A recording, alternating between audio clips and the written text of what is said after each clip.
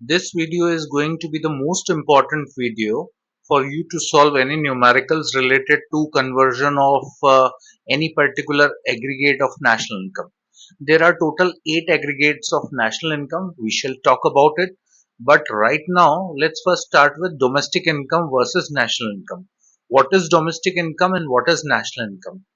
Domestic concept, very important. Listen very carefully. Based on the production units located within the economic territory operated both by resident and non-resident. क्या कहा है?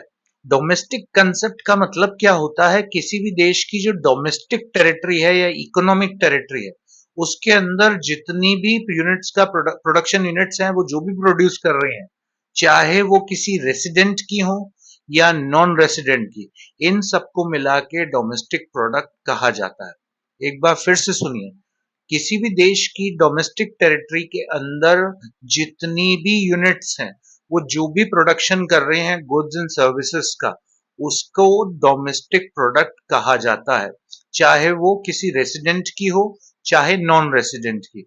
मतलब कि जब domestic concept आता है तो यहां पर डोमेस्टिक टेरिटरी जो है, डोमेस्टिक टेरिटरी, ये मोस्ट इंपॉर्टेंट वर्ड है। यहां पर आपको रेसिडेंट वाला कंसेप्ट यूज नहीं करना है, ठीक है। अब इसका मतलब क्या हुआ? फॉर एग्जाम्पल ये इंडिया है, ठीक है। Tata motors India makes profit in India. Tata motors एक कंपनी है जिसने इंडिया में प्रॉफिट कमाया बिजनेस करके। Similarly there is another company say Honda motors from Japan, profits in India. अब ये जो होंडा मोटर्स है ये भी इंडिया में लोकेटेड है कहीं पर, और ये पूरे इंडिया में बिजनेस करती है और प्रॉफिट कमा रही है। ये जो होंडा है ये हमारी रेसिडेंट नहीं है, ये वहां की रेसिडेंट है जापान की, ठीक है। और टाटा मोटर्स हमारे यहाँ की रेसिडेंट है। अब इन दोनों का जो भी प्रोडक्शन हो रहा है, चाहे टाटा मोटर्स की फैक्ट्री हो चाहे होंडा की फैक्ट्री हो, अगर इंडिया की डोमेस्टिक टेरिटरी के अंदर कोई भी प्रोडक्शन ये कर रही है तो इसका जो भी प्रोडक्शन है वो हमारे डोमेस्टिक प्रोडक्ट में गिना जाएगा। आई होप आपको ये बात समझ में आई होगी। नेक्स्ट है आपका कंसेप्ट, नेशनल कंसेप्ट। अब ये जो नेशनल का कंसेप्ट है, this is based on ownership, ठीक है, based on resident contribution to production both within and outside the economic territory. कह रहे हैं कि किसी भी देश के जो रेसिडेंट है, चाहे वो उस देश में काम कर रहे हो चाहे उस देश से बाहर काम कर रहे हो, वो जो भी प्रोडक्शन कर रहे हैं गुड्स एंड सर्विसेज का, वो नेशनल प्रोडक्ट में गिना जाएगा। आपको होप सो यहाँ पे बात समझ में आ रही होगी। यहाँ पर जो मैं बात कर रहा हूँ, यहाँ मैं बात कर रहा हूँ रेसिडेंट कंसेप्ट की, जबकि मैं यहाँ पे डोमेस्टिक टेरिटरी की बात बिल्कुल नहीं कर रहा। यहाँ मैं कह रहा हूँ किसी भी देश के जितने भी रेसिडेंट्स हैं, वो चाहे दुनिया में जहां भी काम कर रहे हैं, वो गुड्स एंड सर्विसेज प्रोड्यूस कर रहे हैं और उससे कुछ पैसे कमा रहे हैं, तो उसको यहाँ पर गिना जाएगा, चाहे वो देश के अंदर हो या बाहर, यानी डोमेस्टिक टेरिटरी में हो या चाहे बाहर। अब फिर से मैं एग्जांपल लेता हूं इंडिया का। यहाँ पर एक कंपनी है टाटा मोटर्स इंडिया, जो इंडिया में कहीं काम करती है, तो इसको नेशनल इनकम में जोड़ा जाएगा। वेर एज एक और कंपनी है Honda Motors, profits Japan in India, ठीक है। अब ये जो है ये जापान को फायदा पहुंचा रही, तो इसके बिजनेस को, इसके प्रॉफिट को हम यहाँ पर अपने नेशनल कंसेप्ट में नहीं जोड़ेंगे। टाटा मोटर्स कंपनी है, इसका जापान में ऑफिस है, राइट, जापान में, और ये वहां से प्रॉफिट कमा रही है, तो टाटा मोटर्स बेसिकली हमारी रेसिडेंट कंपनी है, तो इसका प्रॉफिट जो है वो यहाँ पर गिना जाएगा। होंडा मोटर्स हमारी रेसिडेंट नहीं है, इसका प्रॉफिट हमारे नेशनल इनकम में नहीं गिना जाएगा। तो याद रखिएगा, जब बात डोमेस्टिक इनकम की होती है तो उसके अंदर बात डोमेस्टिक टेरिटरी की होगी, जब बात नेशनल इनकम की होगी तो यहाँ पे बात रेसिडेंट्स की होगी, ना कि डोमेस्टिक टेरिटरी की। चलिए अब कुछ और चीजें सीखते हैं इसके अंदर। सबसे पहला एक कंसेप्ट जो आपके सामने मोस्ट इंपॉर्टेंट है, that is net factor income to abroad. सबसे पहले तो आपको सब कुछ पता है, फैक्टर इनकम क्या होता है। फैक्टर इनकम का मतलब होता है ऐसी इनकम जिसके बदले में कोई सर्विसेज दी जाती है। नेट फैक्टर इनकम यानी डेप्रिसिएशन माइनस करने के बाद जो आती है, ठीक है। तो और फ्रॉम अब्रॉड, अब्रॉड यानी इंडिया की डोमेस्टिक टेरिटरी से बाहर। जरा ध्यान दीजिए, हमारे कुछ ऐसे देश के लोग हैं जो बाहर जाते हैं, काम करते हैं और पैसे कमाते हैं, ठीक है। फॉर एग्जाम्पल शाहरुख खान एक इंडियन पर्सन है, एक इंडियन रेसिडेंट है। ये क्या करते हैं, इंडिया के बाहर जाते हैं, वहां पर शोज करते हैं और उससे ये पैसा कमाते हैं। ठीक है। सिमिलरली हो सकता है कोई ऐसा व्यक्ति हो जिसकी फॉरेन में कोई प्रॉपर्टी हो जिससे उसको रेंट मिल रहा हो सकता है कोई व्यक्ति हो जिसको बाहर सैलरीज मिल रही हो सकता है हमारे कुछ बिजनेसमैन बाहर बिजनेस करके प्रॉफिट कमा रहे हैं, हो सकता है हमारे यहाँ के लोगों ने बाहर कुछ पैसे लोन पे दिए हुए हो जिससे उनको इंटरेस्ट इनकम हो रही है। ठीक है। तो हमारे देश के जितने भी रेसिडेंट हैं वो बाहर से पैसे कमाते हैं। इसी को कहा जाता है फैक्टर इनकम फ्रॉम अब्रॉड। हमारे देश के जो रेसिडेंट हैं यदि वो देश के बाहर जाकर कुछ पैसा कमा के लेके आते हैं तो इसको कहा जाता है फैक्टर इनकम फ्रॉम अब्रॉड। अच्छा, ये भी तो सोचिए कुछ फॉरेन रेसिडेंट जो होंगे वो हमारे देश में रहते होंगे, यहाँ काम करते होंगे और पैसे कमाते होंगे। हो सकता है उन लोगों की यहाँ प्रॉपर्टी हो, उससे उनको रेंट मिलता हो सकता है उनको सैलरीज मिल रही होंगी, वो यहाँ से कुछ प्रॉफिट कमा रहे होंगे, यहाँ से कुछ इंटरेस्ट कमा रहे होंगे। तो फॉरेन के जो रेसिडेंट हैं अगर वो इंडिया से कुछ पैसे कमा के अपने देश ले जा रहे हैं तो इसको कहते हैं factor income to abroad.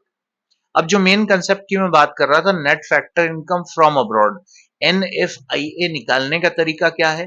Factor income from abroad minus factor income to abroad, यानी NFIA is equal to FIFA minus FITA. हमारे देश के लोग जो बाहर से कमा के लेके आ रहे हैं उसमें से माइनस करना है आपको जो बाहर के लोग हमारे देश से कमा के ले जा रहे हैं। तो net factor income from abroad का फॉर्मूला है फीफा माइनस फीटा।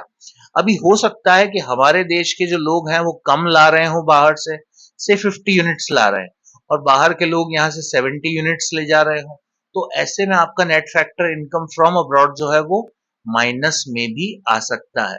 तो NFIA नेगेटिव भी हो सकता है, पॉजिटिव भी हो सकता है। आपको टोटल 5 फॉर्मूले याद करने हैं। उसमें से पहला और मोस्ट इंपॉर्टेंट फॉर्मूला था NFIA is equal to FIFA minus FITA. I hope आपको ये कंसेप्ट समझ में आया होगा। चलिए आगे चलते हैं। नेक्स्ट कंसेप्ट है आपका नेशनल इनकम का। देखिए नेशनल इनकम क्या होता है? नेशनल इनकम अभी अभी हमने बात की, हमारे देश के जो रेसिडेंट्स हैं वो क्या करते हैं, बाहर से जो भी पैसा कमा के लेके आते हैं या फिर देश में जो भी पैसा कमाते हैं उस सबको जोड़ लीजिए आप। तो देश में जो पैसा कमाया वो प्लस विदेश से जो पैसा कमाया वो। ठीक है। डोमेस्टिक टेरिटरी में जो पैसा कमाया वो डोमेस्टिक इनकम कहलाता है और अब्रॉड से जो पैसा कमाया हमारे रेसिडेंट्स ने वो NFIA कहलाता है। तो नेशनल इनकम का फॉर्मूला होता है डोमेस्टिक इनकम प्लस NFIA। ये था आपका दूसरा फॉर्मूला। हम टोटल 5 फॉर्मूले याद करेंगे। पहला फॉर्मूला आपको याद है NFIA is equal to FIFA minus FITA था। सेकेंड फॉर्मूला जो मैंने आपको सिखाया है ये है national income is equal to domestic income plus NFIA। अगर नेट फैक्टर इनकम पॉजिटिव है यानी 50 है तो इसको आप प्लस कर दीजिए। अगर नेट फैक्टर इनकम नेगेटिव है, नेगेटिव का मतलब मैंने आपको थोड़ी देर पहले बताया था, फीफा माइनस फीटा करने पर अगर माइनस में आंसर आ रहा है तो एक्चुअली इसको आपको माइनस करना पड़ेगा।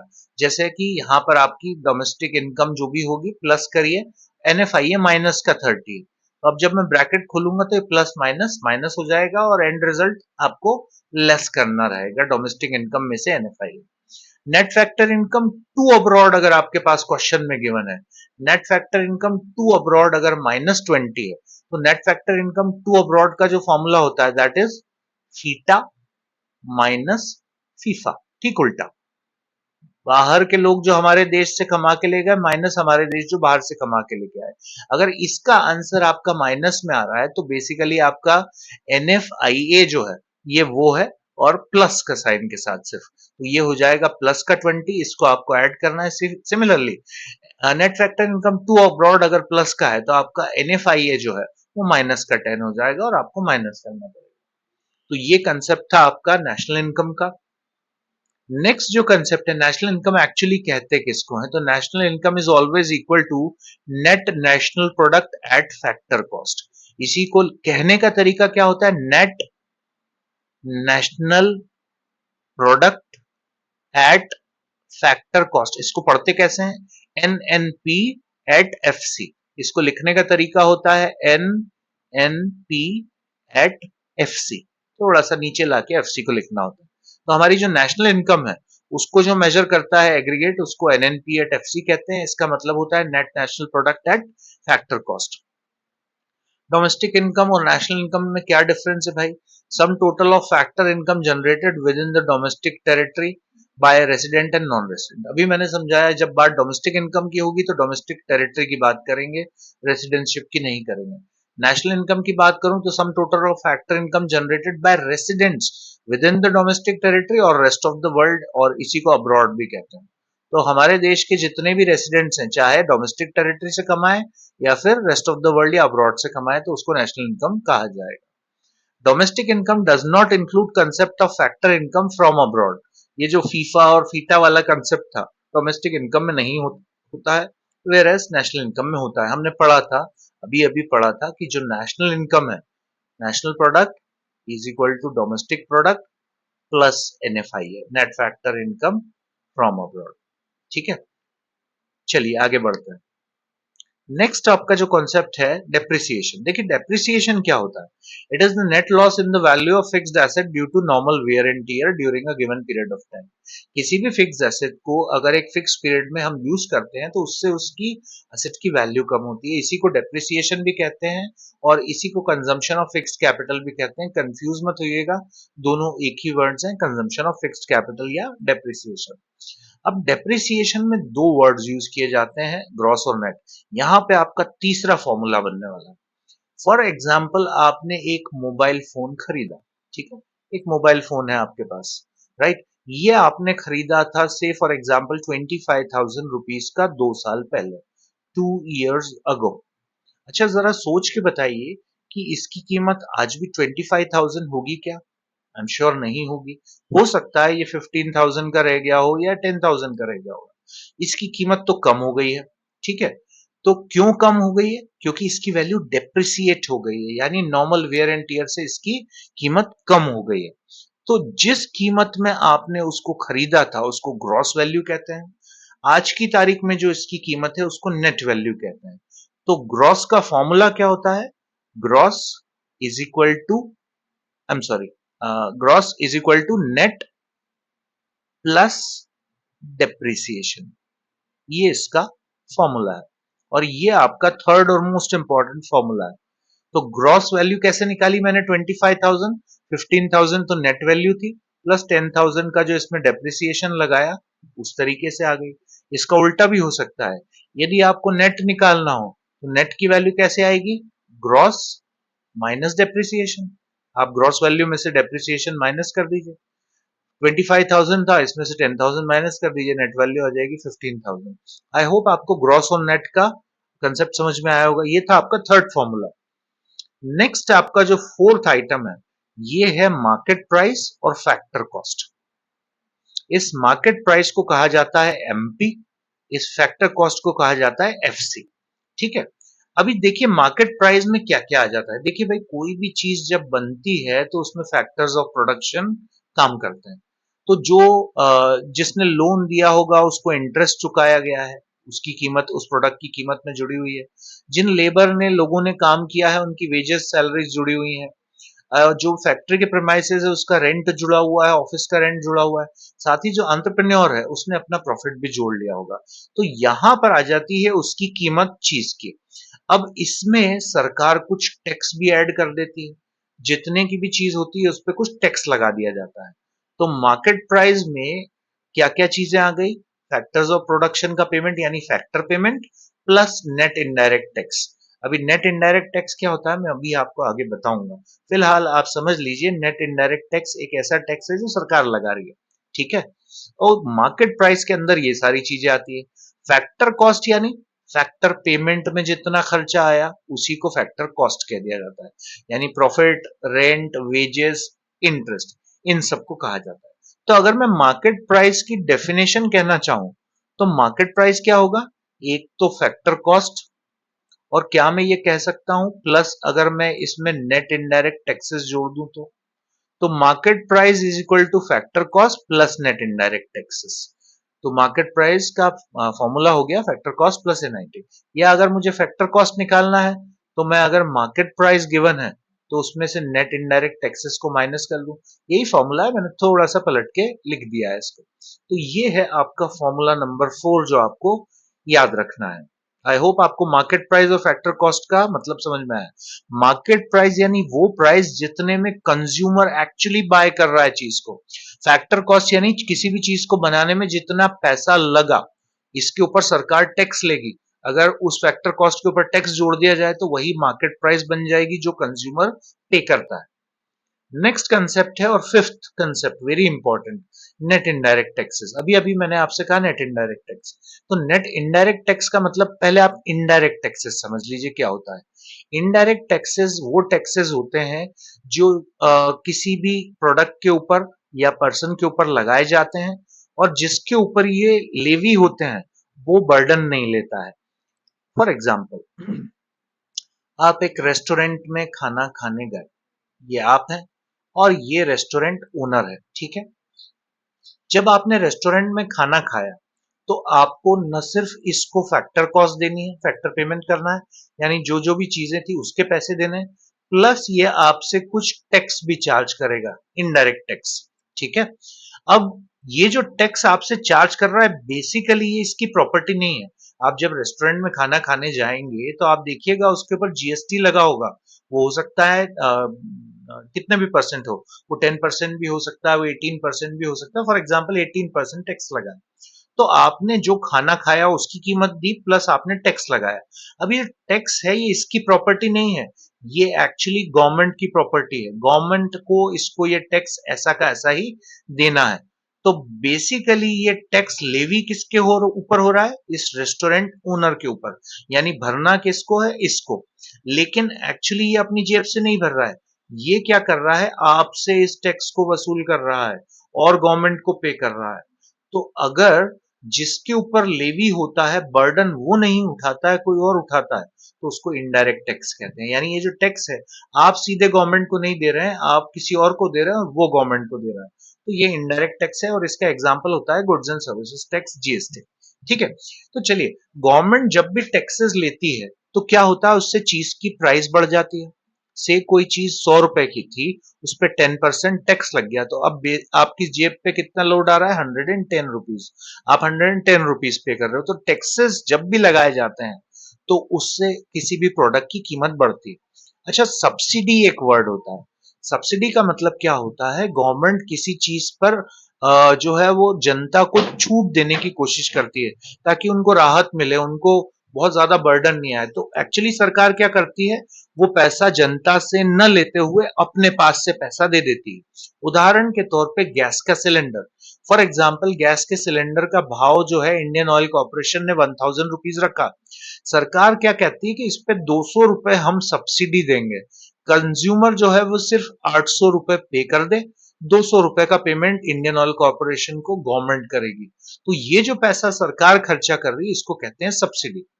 अब जब मैं बात करता हूं नेट इनडायरेक्ट टैक्सेस की, तो नेट इनडायरेक्ट टैक्सेस का मतलब होता है indirect taxes minus subsidy. Net indirect tax का मतलब हुआ गवर्नमेंट ने जितना भी इनडायरेक्ट टैक्स आपसे वसूल किया उसमें से यदि सब्सिडीज को माइनस कर दिया जाए, यानी सरकार ने जो पैसा वसूल किया उसमें से माइनस कर दीजिए सरकार ने जो पैसा दिया, इसको कहते हैं नेट इनडायरेक्ट टैक्स। तो ये होते हैं आपके 5 फॉर्मूले और ये आपको करने हैं बहुत अच्छे से याद। मैं एक बार फिर से आपके लिए अलग से यहाँ पे सारे फॉर्मूले लिख देता हूं।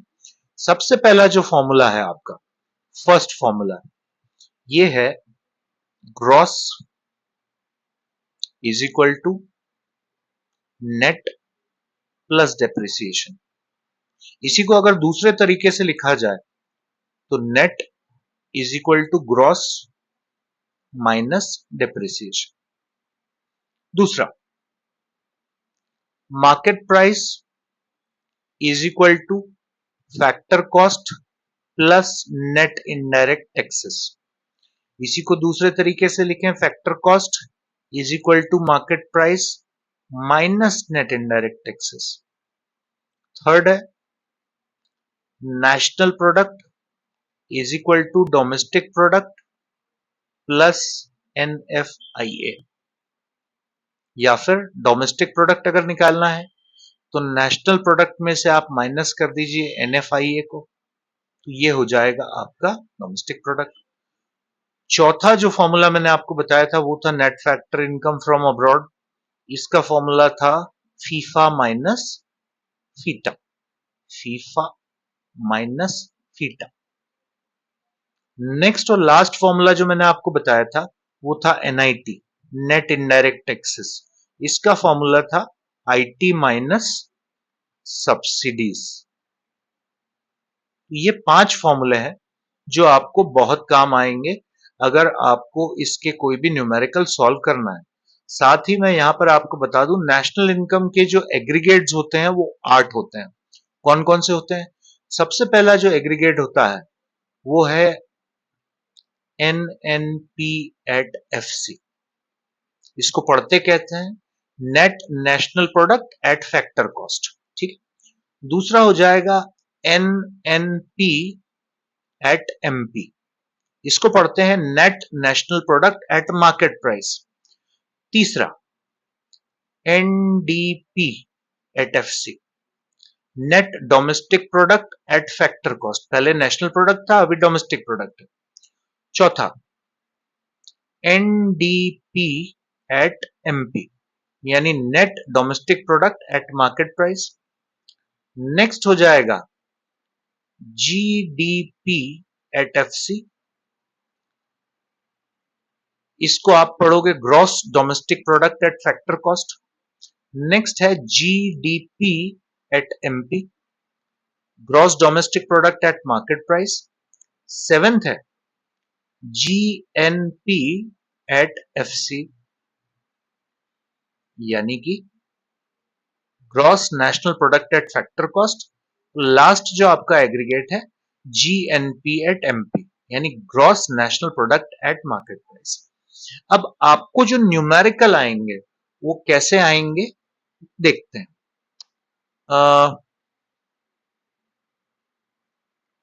राइट, ये एक न्यूमेरिकल यहां पे रखा है मैंने। आपको निकालना है नेशनल इनकम यानी NNP एट FC, और आपके पास गिवन है GDP at MP, consumption of fixed capital यानी कि डेप्रिसिएशन। सब्सिडीज आपके पास गिवन है, इनडायरेक्ट टैक्सेस गिवन है, net factor income from abroad NFIA ये गिवन है। ठीक है, आपको निकालना क्या है? NNP एट FC, और गिवन है आपके पास GDP एट MP। तो सबसे पहले आपको फॉर्मूले याद करना है। आपको इसको 3 टुकड़ों में बांटना है। सबसे पहले ये जो नेट है इसको कंपेयर करना है इस ग्रॉस से। तो आपको अगर नेट निकालना है तो याद कीजिए नेट का फॉर्मूला क्या था? Net is equal to gross minus depreciation. तो मैंने यहां लिख दिया माइनस डेप्रिसिएशन। सेकंड कंपेयर करना है आपको इस वर्ड को, national product is equal to domestic product. याद कीजिए फॉर्मूला क्या था? आपको निकालना है नेशनल प्रोडक्ट, तो national product is equal to domestic product plus NFIA। ये फॉर्मूला मैंने यहां तक बढ़ा दिया। लास्ट है फैक्टर कॉस्ट। फैक्टर कॉस्ट इधर भी है, सॉरी ये मैंने गलत लिख दिया, इधर मार्केट प्राइस है, GDP एट MP है। तो आपको निकालना है फैक्टर कॉस्ट और यहां पर है मार्केट प्राइस। तो फैक्टर कॉस्ट का फॉर्मूला होता है factor cost is equal to market price minus NIT। तो ये फॉर्मूला है, सारी चीजें आपके पास गिवन है क्वेश्चन के अंदर। ठीक है, GDP है आपका 235, इसमें से माइनस कर दीजिए डेप्रिसिएशन जो कि है 40, इसमें प्लस करना है आपको NFIA जो है -10। तो ये -10 मतलब बेसिकली प्लस माइनस, इसको भी आपको माइनस करना है। लास्ट है NIT, NIT आपको माइनस करना है। NIT होता है IT माइनस सब्सिडी। तो NIT कितना हो जाएगा आपका? 25 माइनस 10 यानी कि 15, तो माइनस का 15। तो ये तीनों आइटम्स आपको एक्चुअली माइनस करने हैं। 40 प्लस 10 50, 50 और 15 65, तो 235 माइनस कर दीजिए आप इसमें से 65। 0 23 में से 6 गए, बचे 17। ये आपका आंसर आ गया। आई होप आपको फॉर्मूला बनाना आया होगा। आपको जो भी निकालना है उसको लेफ्ट साइड में रख लीजिए, जो आपके पास गिवन है उसको राइट साइड में रख लीजिए। अब इसको आपको 3 टुकड़ों में बांटना है। पहला वर्ड ये कंपेयर करना है, फिर ये दोनों को मिला के कंपेयर करना है और तीसरा इसको कंपेयर करना है। एक और न्यूमेरिकल में लेता हूं, देखिए इस बार आपको कैलकुलेट करना है जीएनपी एट एफसी। तो जीएनपी एट एफसी निकालना है, तो जीएनपी एट एफसी को मैंने इधर रख लिया। गिवन क्या है मेरे पास, एनडीपी एट एमपी। ठीक है, चलिए कंपैरिजन शुरू करते हैं। आपको निकालना है ग्रॉस और इधर है नेट। तो ग्रॉस का फॉर्मूला होता है gross is equal to net plus depreciation, national product is equal to domestic product plus NFIA, net factor income from abroad, last है factor cost is equal to market price minus NIT. ये मैंने formula बना लिया है, अब सिर्फ values put up करनी है। 300 है आपका NDP at MP, consumption of fixed capital है 25 यानी डेप्रिसिएशन, एनएफआई आपका है 20 और एनआईटी आपके पास सिर्फ आईटी दिया है, सब्सिडी नहीं दिया है, तो हम उसको जीरो मान लेंगे, तो 60 माइनस जीरो 60, राइट। तो ये हो गया 345, 345 में से आपको माइनस करना है 60, राइट। कंजम्पशन ये I am sorry net factor income to abroad given है, मैं इसको फ्रॉम अब्रॉड पढ़ लिया, तो इसको माइनस का 20 मान लीजिए, ये माइनस हो जाएगा माइनस। सो 325 में से 20 गया 305, 305 में से माइनस कर दीजिए 60, इसको माइनस करेंगे तो ये आ जाएगा 245, ये आपका आंसर है। चलिए जी, तो ये था आपका domestic product, national product, NIT, NFI, ये सारे कंसेप्ट मैंने आपको समझाए। आई होप आप ज्यादा प्रैक्टिस करेंगे और इसको इम्प्रूवमेंट जरूर कर लेंगे। In this video, we are going to discuss about the concept of domestic territory and residentship. So let's move on. Domestic territory क्या होता है? Geographical territory administered by a government within which persons, goods and capital circulate freely and includes following. इसमें लिखा है कि geographical territory या फिर geographical जो boundary है, जिसको कोई भी एक सरकार देखती है और उसके बीच में लोग हों या सामान हो या पैसा हो, फ्रीली सर्कुलेट हो सकता है, उसको डोमेस्टिक टेरिटरी कहा जाता है। And includes political frontiers including territorial waters and air space, ships and aircrafts, fishing vessels, oil and natural gas grids, embassies, consulates, military bases, etc. तो ये सारी चीजों को मिलाकर डोमेस्टिक टेरिटरी कहा जाता है। अब मैं आपको आसान भाषा में समझाऊं, तो अगर मैं इंडिया की बात करूं, तो जितना भी इंडिया आपको नजर आता है, कश्मीर से लेके कन्याकुमारी तक, गुजरात से लेके अरुणाचल प्रदेश तक, अंडमान निकोबार और आपके लक्षद्वीप आइलैंड्स, ये तो हमारी ज्योग्राफिकल टेरिटरी हो गई। इसके अलावा हमारा जो टेरिटोरियल वाटर्स है, टेरिटोरियल वाटर्स यानी समुद्र का वो पानी जो हमारी टेरिटरी में आता है, तो जहां भी इंडिया की लैंड खत्म होती है, वहां से समुद्र में 12 नॉटिकल माइल्स, 12 नॉटिकल माइल्स तक होता है आपका इंडिया का वाटर, यानी वो इंडिया की डोमेस्टिक टेरिटरी है। अभी नॉटिकल माइल्स समुद्र के अंदर डिस्टेंस नापने का तरीका होता है। 1 nautical mile is equal to 1.85 kilometre, right. तो ये हमारा समुद्र में हो गया। इसके अलावा जो एयर स्पेस है, यानी हमारी जमीन के ऊपर जितना भी आसमान है, वो हमारा एयर स्पेस है, ये भी हमारी डोमेस्टिक टेरिटरी है। हमारे सारे शिप्स और एयरक्राफ्ट्स, यानी इंडिया का कोई भी शिप है, समुद्र में चलने वाला जहाज है या फिर कोई एयरक्राफ्ट है, ये दुनिया में जहां कहीं भी है, ये हमारी डोमेस्टिक टेरिटरी है। यानी इंडिया का अगर कोई एरोप्लेन इस समय हीथ्रो एयरपोर्ट पे खड़ा हुआ है या जेएफके में खड़ा हुआ है, तो वो इंडिया की डोमेस्टिक टेरिटरी है। सिमिलरली हमारा कोई शिप समुद्र में कहीं भी है, चाहे वो अटलांटिक ओशन में हो, चाहे पैसिफिक ओशन में हो, चाहे इंडियन ओशन में, वो हमारी डोमेस्टिक टेरिटरी। नेक्स्ट है फिशिंग वैसल्स, ऐसे सारे फिशिंग वैसल्स जो किसी इंडियन व्यक्ति के हैं, तो वो भी इंडिया की है। साथ ही oil and natural gas rigs, यानी कि समुद्र के अंदर अगर कोई ऐसी जगह है जहां पे हमारे लोग जमीन के नीचे से ऑयल या नेचुरल गैस निकाल रहे हैं, वो हमारी डोमेस्टिक टेरिटरी है।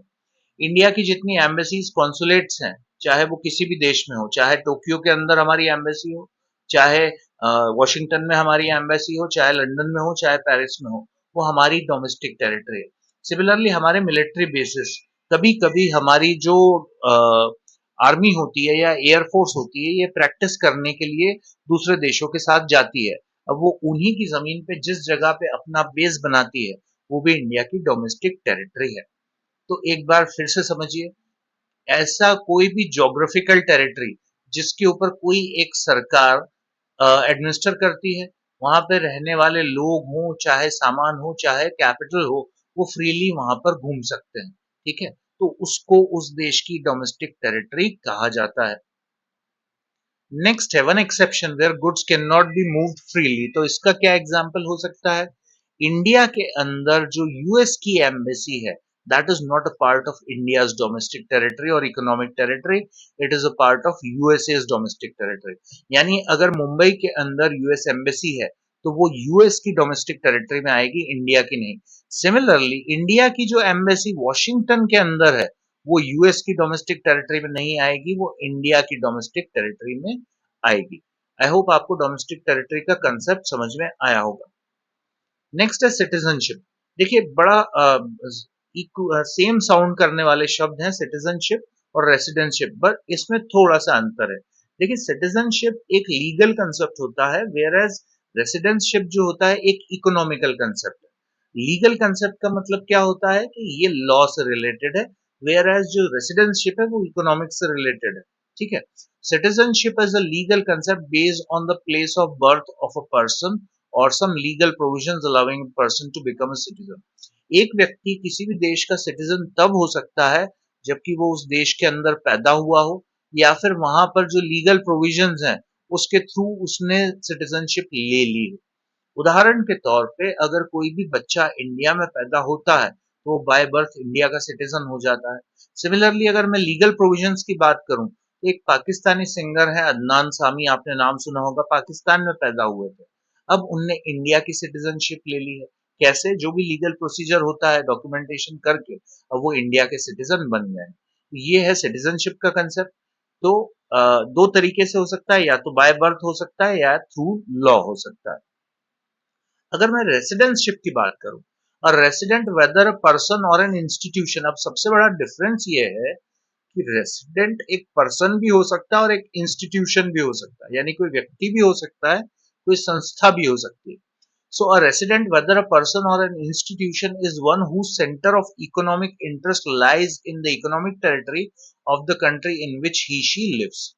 तो कोई भी ऐसा व्यक्ति या संस्था जिसका इकोनॉमिक इंटरेस्ट किसी डोमेस्टिक टेरिटरी में है, तो वो वहां का रेसिडेंस कहलाएगा। अभी वो उसका बिल्कुल ये जरूरी नहीं है कि वो वहां का सिटीजन भी हो, कोई जरूरी नहीं है कि वो वहां पे पैदा हुआ हो, राइट? तो वो सिटीजन कहीं और का भी हो सकता है और रेसिडेंट कहीं और का। आपने सुना होगा नॉन रेसिडेंट इंडियन, ऐसे ऐसे इंडियंस जो भी इंडिया के रेसिडेंट नहीं है। फॉर एग्जाम्पल कोई एक व्यक्ति है जो यूके में रहता है, ठीक है, वो वहां का सिटीजन नहीं है, वो वहां पर जो है अभी तक सिटीजनशिप नहीं मिली है। सिटीजन वो इंडिया का ही है, लेकिन क्योंकि वो वहां रहता है, वहीं अर्न करता है, वहीं स्पेंड करता है, तो वो वहां का रेसिडेंट होगा, जबकि सिटीजन वो इंडिया का होगा। सिमिलरली अगर यूके का कोई बंदा इंडिया में रहता है, वो यहीं अर्न करता है, यहीं स्पेंड करता है, ठीक है, तो भले ही वो यूके का सिटीजन हो लेकिन रेसिडेंट वो इंडिया का कहलाएगा। तो इस तरीके से आपको इससे दिख रहा होगा। तो ये था कंसेप्ट आपकी रेसिडेंटशिप का और डोमेस्टिक टेरिटरी का। Is GDP a reliable measure of economic growth? क्या जीडीपी एक रिलायबल मेजर है इकोनॉमिक ग्रोथ मेजर करने का? यानी क्या इस पे भरोसा किया जा सकता है? GDP is an important but not a perfect measure of country's economic well-being. हालांकि ये important है, बट ये नहीं कहा जा सकता कि ये परफेक्ट मेजर है किसी भी देश की इकोनॉमिक जो कंडीशन है उसको मेजर करने का।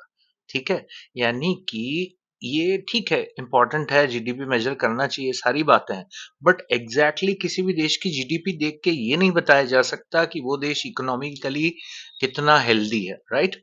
Because it does not take into account the following, क्योंकि ये तीन चीजें जीडीपी के हिसाब से नहीं चलती। डिस्ट्रीब्यूशन ऑफ जीडीपी पहला, दूसरा है एक्सटर्नलिटीज, तीसरा है नॉन मॉनेटरी ट्रांजैक्शन। तो ये तीन लिमिटेशंस हैं जीडीपी की, इनको एक एक करके मैं आपको समझाता हूँ। पहला है डिस्ट्रीब्यूशन ऑफ जीडीपी। देखिए जीडीपी बेसिकली है क्या? किसी भी देश के अंदर जो गुड्स एंड सर्विसेज का प्रोडक्शन हो रहा है एक फाइनेंशियल ईयर के अंदर डोमेस्टिक टेरिटरी में, ठीक है, उसको जीडीपी कह देते हैं। अभी प्रोडक्शन जो है मशीनों से भी होता है और लेबर से भी होता है। तो अगर मशीनों की हेल्प से प्रोडक्शन किया जा रहा है और प्रोडक्शन तो बहुत बढ़ रहा है, बट उससे जो इनकम हो रही है वो उन लेबर्स में नहीं बढ़ रही है, देखिए, आप यहाँ पे कई सारे लेबर अगर काम कर रहे हैं और किसी चीज़ को प्रोड्यूस कर रहे हैं, तो बदले में इनको यहाँ फैक्टर पेमेंट मिल रहा है। लेकिन जब मशीन प्रोड्यूस कर रही है तो कोई फैक्टर पेमेंट नहीं मिल रहा है, वहाँ पर मशीन प्रोड्यूस कर रही है। अगर ये पैसे इन लोगों को मिले होते, तो शायद इनकी सोशल कंडीशंस इम्प्रूव होती। तो एक तरफ यहाँ पर जीडीपी तो बढ़ रही है, लेकिन वो क्यों बढ़ रही है? क्योंकि यहाँ पर मशीनें प्रोडक्शन कर रही है, तो इसलिए भी जीडीपी बढ़ सकती है। If the GDP of country is rising, the welfare may not rise as a result. तो कभी कभी जीडीपी तो बढ़ती है लेकिन उससे सोशल वेलफेयर नहीं बढ़ रहा होता. This is because the rise in GDP may be concentrated in the hands of very few individuals और फर्म.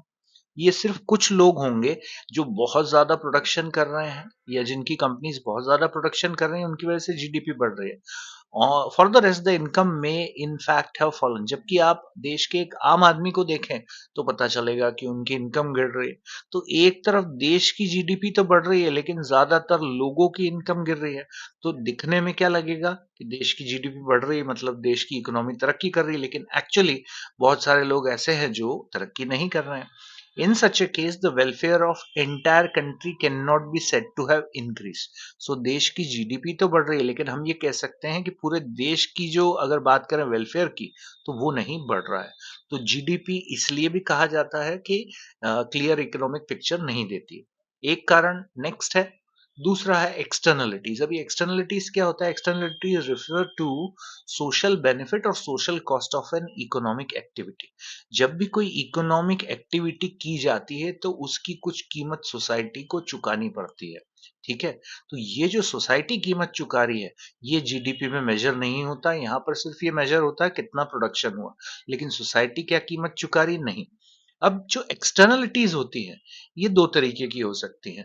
ठीक है, ये पॉजिटिव एक्सटर्नलिटीज भी हो सकती हैं, नेगेटिव भी हो सकती हैं.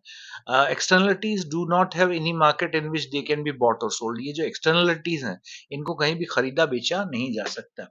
मैं बात करता हूँ पॉजिटिव एक्सटर्नलिटीज की, यानी सोसाइटी पर क्या पॉजिटिव बेनिफिट है. तो social benefits are referred to as positive externalities. For example construction of highway और फ्लाईओवर. प्रोडक्शन हो रहा है, हाईवे बन रहे हैं, reduces transport cost and journey time to those who have not contributed towards cost of construction. कई सारे लोग ऐसे हैं जिनने इन सड़कों के लिए कीमत नहीं चुकाई है, ठीक है, लेकिन फिर भी उनकी ट्रांसपोर्ट कॉस्ट कम हो रही है, उनका जर्नी का समय कम हो रहा है, यानी सोशली बेनिफिट हो रहा है. This is not reflected in GDP, दस वेलफेयर इज अंडर एस्टिमेटेड. पर क्योंकि जीडीपी में वेलफेयर को मेजर नहीं किया जाता है इसलिए इसको अंडर एस्टिमेट किया जा रहा है. अच्छा, नेगेटिव एक्सटर्नलिटीज क्या होती है? It is rose it is referred as social cost. Positive को हम कहते हैं सोशल बेनिफिट, नेगेटिव को कहते हैं social cost. Polluting river by oil refinery reduces welfare through negative effect on health of people nearby. यदि कोई oil refinery है तो उसका जो केमिकल वेस्टेज निकल रहा है वो नजदीक की रिवर को पॉल्यूट कर रहा है और उसकी वजह से कई सारे लोगों की हेल्थ खराब रहती है. Welfare is less than what is indicated by GDP is a case of overestimating the actual welfare. तो वेलफेयर क्या है, कभी कभी जीडीपी ओवर एस्टिमेट भी कर देती है. तो जीडीपी इसीलिए कहा जाता है कि कोई करेक्ट मेजर नहीं है जिसके थ्रू इसको चेक किया जा सके.